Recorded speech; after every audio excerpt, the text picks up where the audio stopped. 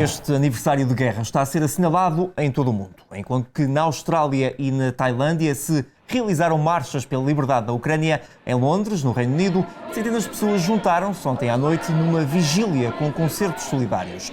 Em França, a Torre Eiffel vestiu as cores da bandeira ucraniana e o mesmo aconteceu em Bruxelas, no coração da União Europeia. Em Portugal, o azul e amarelo da Ucrânia também pintaram a fachada da Assembleia da República, onde esta manhã foi cumprido um minuto de silêncio em homenagem às vítimas da guerra. À exceção do PCP, todos os partidos com representação parlamentar aprovaram um voto de solidariedade para com a Ucrânia. E junta-se agora em estúdio Pedro Ponte Sousa, especialista em relações internacionais. Boa noite, seja muito bem-vindo ao Fala Portugal. Um ano de conflito, seguramente muito mudou na Europa e no mundo. Que balanço é possível fazer?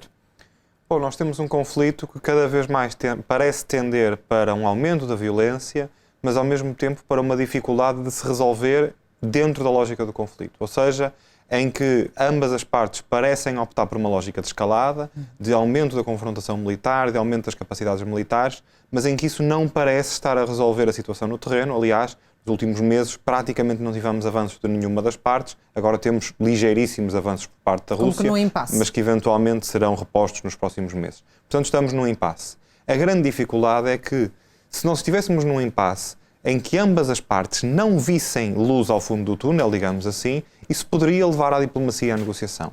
O grande problema é que cada uma das partes olha a médio prazo e vê: há ganhos que eu posso fazer mais à frente, daqui a alguns meses, sejam do território, seja pelo menos de fortalecer a posição para chegar a uma mesa negocial. E, portanto, isso significa que, para já, ambas as partes estão muito pouco interessadas na diplomacia.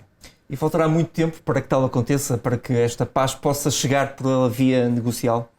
Pois depende sobretudo da situação do terreno, ou seja, vai ser, por um lado, o terreno a ditar essas condições, ou seja, quanto mais tempo durar o impasse e quanto mais difícil for a cada uma das partes ver ganhos futuros, melhor será para que a diplomacia e a negociação tenham sucesso, mas ao mesmo tempo também se coloca aqui a questão dos outros atores, quer do papel dos Estados Unidos, da União Europeia, mas especialmente, no caso desta última semana, do papel da China, que pode ajudar a desbloquear um pouco a situação, quer por esta proposta, que é ainda muito incipiente. Que acha que esta proposta da China pode ter neste processo negocial, que aparentemente não estamos a ver interesse por parte de Putin ou de Zelensky?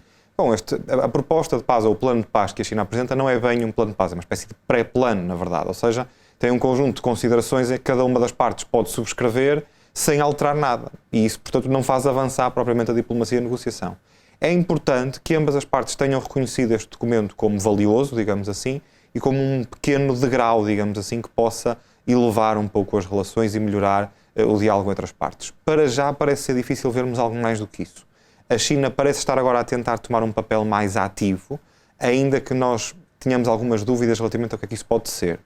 É difícil que a China venha a ser verdadeiramente um mediador, ou seja, com um plano concreto de paz e com iniciativa, com propostas, porque de alguma forma Zelensky terá sempre dúvidas, Zelensky e os Estados Unidos terão sempre dúvidas, colocarão dúvidas. Exatamente. Mas e, portanto, algum país mais poderia ter esse papel de mediador? Bom, o papel poderia ser das Nações Unidas, é verdade, mas eventualmente de Estados do Sul global. Aquele que neste momento me parece mais bem posicionado para isso é justamente o Brasil. O Lula da Silva tem dado algumas indicações ainda pouco firmes nesse sentido, quer da procura de uma grande coligação de Estados, no sentido de facilitar a diplomacia e a negociação. Ainda não é claro que possa ter um papel efetivo nesse campo, mas para já parece ser o ator mais bem posicionado neste sentido. Todos os outros que se colocam, que se perfilam, Turquia, Israel, China, estão mais claramente conotados com cada uma das partes. Isso significa que a outra parte não os considera como um interlocutor credível. Pedro, em que ponto estamos neste momento no terreno? Bom, as dificuldades de avanço de cada uma das partes poderão sofrer alterações nas próximas semanas ou meses. Ou seja, com as alterações do clima, poderemos ver avanços russos a materializarem-se. Por outro lado, aquilo que a Ucrânia espera é que esses avanços sejam o mais curtos possível e que de alguma forma se possa acelerar a entrega de material militar. Já hoje a Polónia fez saber que entregou 4 carros de combate Leopard, que está disposta e que tem capacidade para entregar mais no curto prazo. Essas capacidades serão essenciais para a Ucrânia conseguir estancar estes avanços russos, que são limitados, mas que são avanços do último mês, e eventualmente começar uma contraofensiva.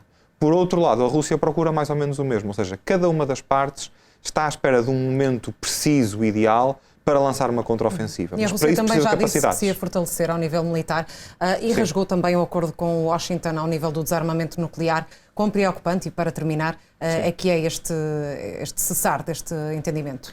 É preocupante, ainda que não devamos pensar que estamos à porta de uma guerra nuclear.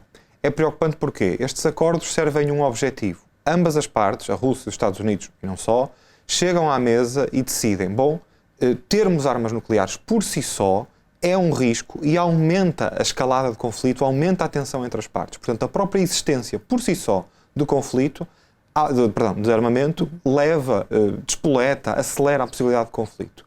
E foi por isso que já há muitas décadas estes dois Estados, ainda num contexto de Guerra Fria, e daí para cá, entenderam chegar pela via negocial nós vamos reduzir o estoque de armas nucleares que cada uma das partes tem, porque isso vai reduzir a tensão, vai reduzir os riscos de erro, vai reduzir a possibilidade de uma catástrofe. Portanto, é um acordo muito importante. Estes acordos de controle de armas, que são muito complexos, são muito importantes neste sentido. A quantidade de armamento, a disponibilidade de armamento é em si mesma um problema. Veremos o que é que poderá acontecer e se será possível voltar a trazer a Rússia à mesa negocial para estes elementos. Muito bem. Muito obrigado, Pedro, e até uma próxima oportunidade. Obrigado e boa noite. Obrigada. Boa noite.